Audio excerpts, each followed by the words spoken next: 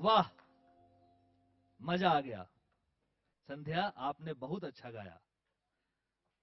जी हाँ विष्णु, लेकिन आपको पता है कि यहाँ भागा दौड़ी हो रही है इसलिए कि इस एपिसोड में घड़ी डिटर्जेंट धो डालो परफॉर्मेंस किसकी होगी।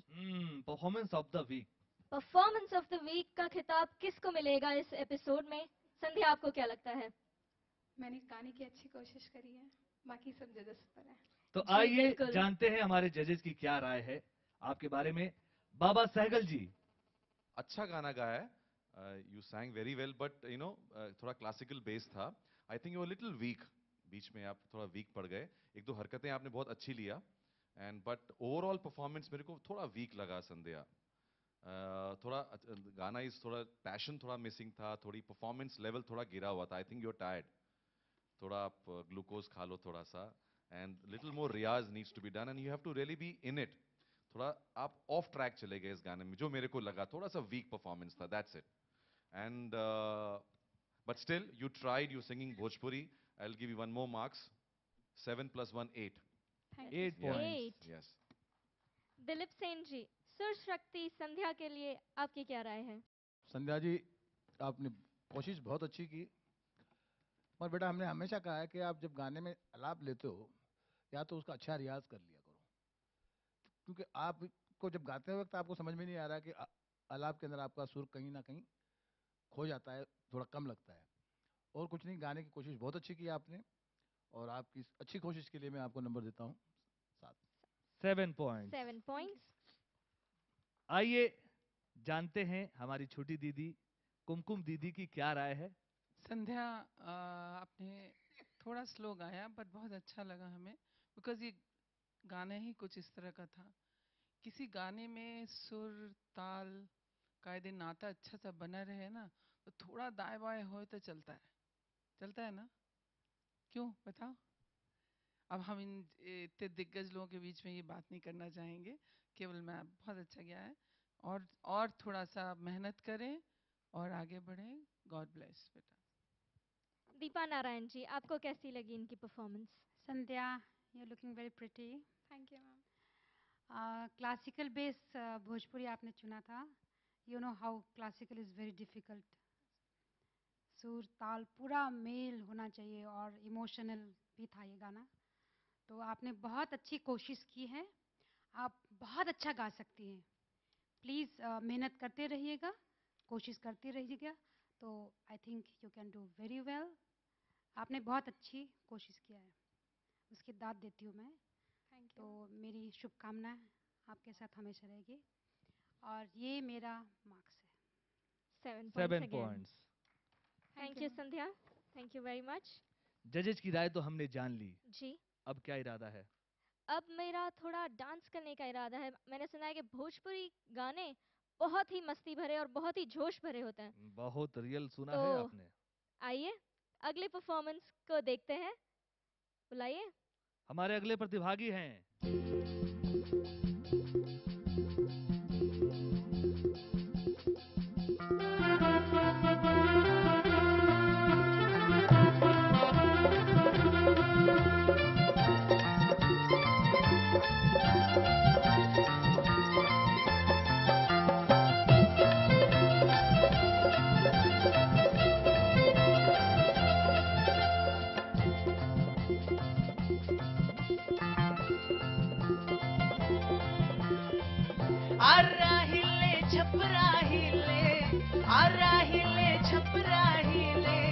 बलिया ही मिला के तोहरी लचके जब कमरिया, सारा जिला ही मिला के तोहरी लचके जब कमरिया, सारा जिला ही मिला के तोहरी लचके जब कमरिया।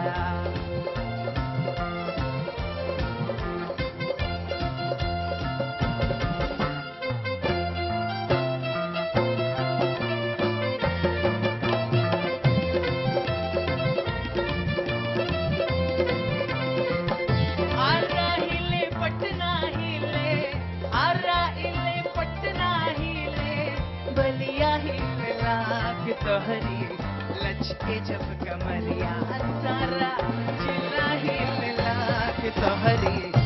लचके जब कमरिया सारा जिला हिलला के तोहरी लचके जब कमरिया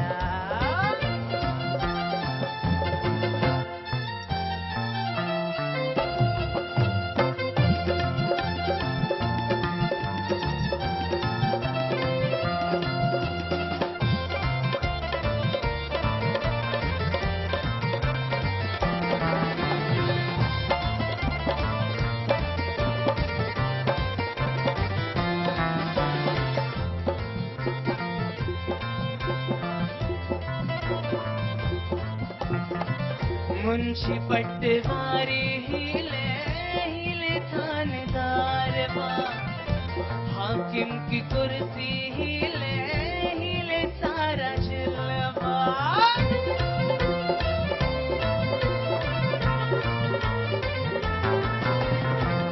मुंशी पटवारी हिले हिले थानेदार बा हाकिम की कुर्सी हिले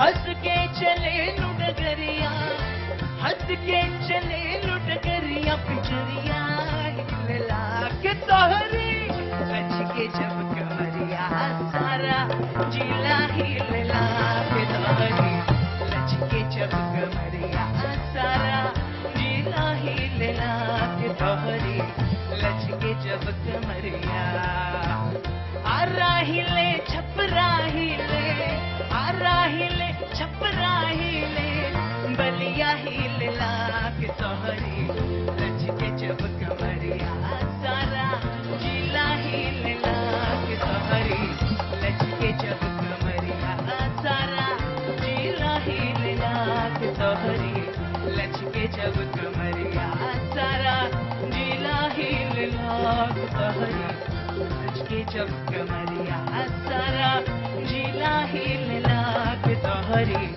लचके जब कमरिया वाह वाह रे साहेब बबुआ वाह वाह वाह वाह गर्दा उड़ा दिला तू तो भाई आरा हिले छपरा हिले और ये कहाऊ था बड़ा पुरान कि आरा जिला घर बा तो कौन बात के डर बा तू तो एकदम गांव की याद दिला दिला भाई आइए इसलिए बोला कि मैं भी आरा का रहने वाला हूँ समझ गए ना ओह, अच्छा तो आइए जानते हैं आपने ये स्टेज हिला दिया या नहीं।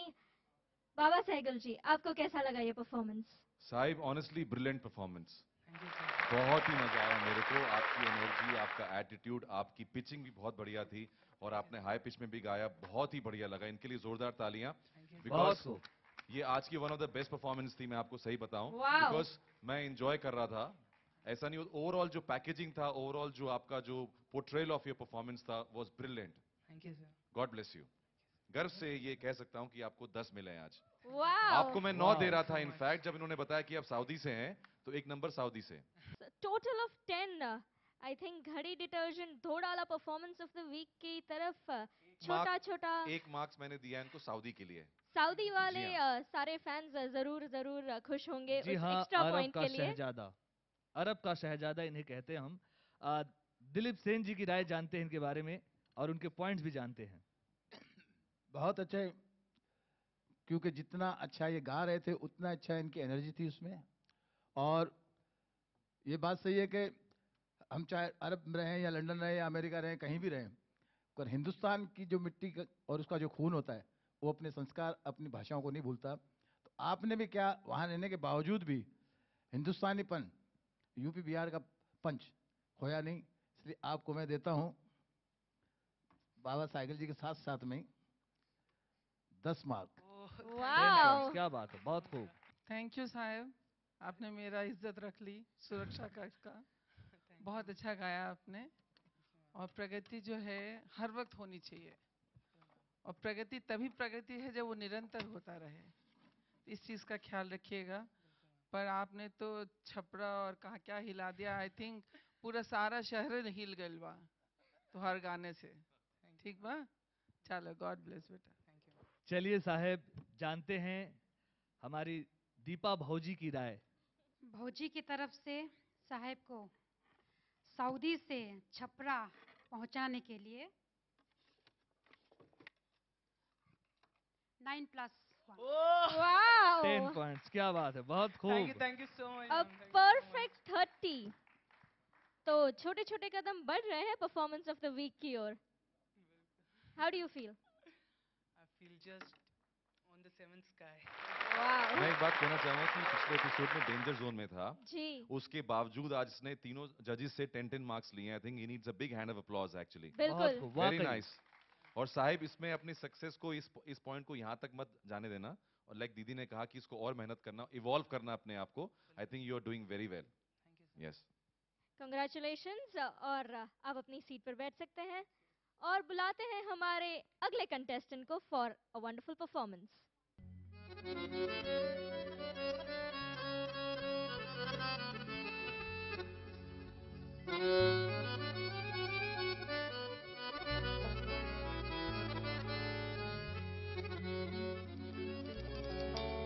पहिया पकड़ के भरी अखबारी, चुमल होठवा गुलाबी, कास कहीं हम आपन दुखवा, सैया मिलल बासराबे। आय हाय फुलझड़ी रेडियो लेबो के घड़ी। सोते न संगवा खटिया पर, सोते न संगवा खटिया पर, सजिया सजाए के। सैया जी, सैया जी, सैया जी दिलवा मांगे ले गमछा बिछाए के। सैया जी दिलवा मांगे ले गमछा बिछाए के। सोते न संगवा खटिया पर, सोते न संगवा खटिया पर, सजिया सजाए के। सैया जी, सैया जी, सैया जी दिलवा मांगे ले गमछा बिछाए के। सैया जी दिलवा मांगे ले गमछा बिछाए के।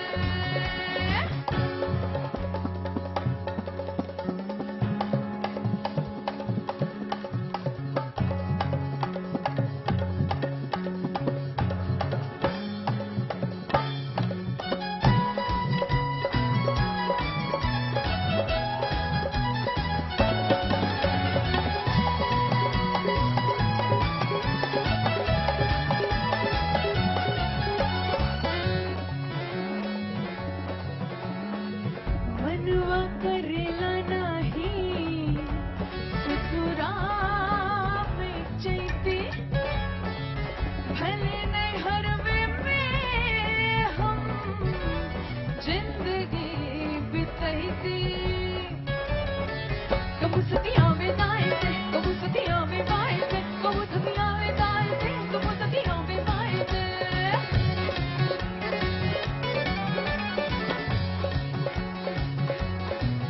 और बेदर पलंगवा बुलावे हमके, बेदर पलंगवा बुलावे हमके, अरे इल्ली लगाए के। सैया जी, सैया जी, सैया जी सब कुछ मांगे ले गमछा बिछाए के। सैया जी सब कुछ मांगे ले गमछा बिछाए के। सोते न संगवा खटिया पर, सोते न संगवा खटिया पर, सजिया सजाए के। सैया जी, सैया जी, सैया जी दिलवा मांगे ले गमछा बिछाए के। सैया जी दिलवा मांगे ले गमछा बिछाए के। सैया जी दिलवा मांगे ले गमछा बिछाए के। सैया जी दिलवा मांगे ले गमछा बिछाए के। Thank you. वाह, बहुत खूब, मजा आ गई। Thank you. जी हाँ, बहुत बहुत बेहतर परफॉर्मेंस थी आपकी। लेकिन जिन्होंने आपको ये तीखी मिर्ची का नाम दिया है, आइए जानते हैं उनसे। दीदी जी, आपको कैसा लगा ये परफॉर्मेंस? बहुत अच्छा है, आपने बहुत अच्छा गाना चूज किया थैंक यू और मैम। अटेम्प्ट भी अच्छा किया। पर एक बात बा कि हर भोजपुरी गाने में सैया का जिक्र बा। हाँ, क्यों ऐसा क्यों है? हिंदी में तो नहीं है, भोजपुरी में जो गा रहा है, कोई सैया छोटा है, कोई सैया खटिया पे, कोई सैया कहीं है। पर बहुत अच्छा गाया आपने, तीखी मिर्ची बहुत अच्छा रहा, बहुत अच्छा Thank you, ma'am. परफॉर्मेंस आपका है। Thank you ma'am. God bless बेटा। आइए जानते हैं हमारे बाबा सहगल जी की राय। Brilliant actually Shilpi, brilliant, amazing, because जो एनर्जी और जो कॉन्फिडेंस है, जो एंथुजियाज्म से आपने परफॉर्म किया है, in fact every time you evolving, you are growing, you know, I think it was amazing. I don't have words, because जिन लोगों को ऐसे गाने मिले हैं और सबने परफॉर्म किए हैं, उनके उनके एंथुजियाज्म के लिए, उनके बढ़ोतरी के लिए, even I want to start giving you 10 again. It was thank amazing, you so much sir. बहुत ही बढ़िया, बहुत मजा आ गया। बिकॉज जिस गाने में मजा आ जाए और आदमी इंजॉय करने लगे और खो जाए, I think that is what is called a performance. Good, very good. Thank you sir. So a perfect 10 from बाबा सहगल जी। आइए जानते हैं दिलीप सेन जी, आपको कैसा लगा ये परफॉर्मेंस? बहुत अच्छा लगा। मैं सच कहूँ तो इसका साइड फेस ऐसा लग रहा था जैसे विद्या बालन नाच रही हो। ओह, क्या बात है। और मैं कहने वाला था कि आप सिंगिंग के साथ साथ एक्टिंग की भी कोशिश कीजिए। अभी मैं बहुत मजबूर हूँ क्योंकि मेरे पास मार्क है नहीं तो मैं इतने मार्क दे देता कि इसके बाद में दूसरे को मार्क ही नहीं देते। अभी इसको आप 100 समझिए। वाओ। थैंक यू वेरी मच। और दीदी ने जैसे एक बात कही कि खासकर भोजपुरी गानों में ही सैया क्यों होते हैं, उसका रीजन जहां तक मैं समझता हूं, क्योंकि वहां की जो औरतें होती है इतनी एजुकेटेड होती नहीं है। और जितने भी यूपी बिहार के लोग हैं वो हमेशा दूसरे शहरों में मिलते हैं, तो इसलिए शायद सैया की याद में एक तड़पना है। के चक्कर में केवल सैया को लेके ही रहते हैं, दिन सैया काटते हैं, इसलिए सैया। I think they are more romantic. Yeah. Shilpi, are you romantic? Kind of I don't know. ओह। आइए चलिए। जानते हैं जी दीपा हाँ। जी से।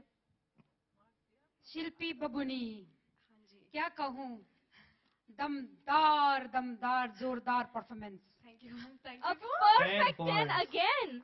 A perfect 30. शिल्पी, लगता है घड़ी डिटर्जेंट धो डाला परफॉर्मेंस ऑफ द वीक मिल सकता है? शायद।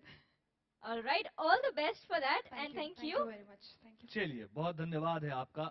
और आइए चलते अगले प्रतिभागी की ओर।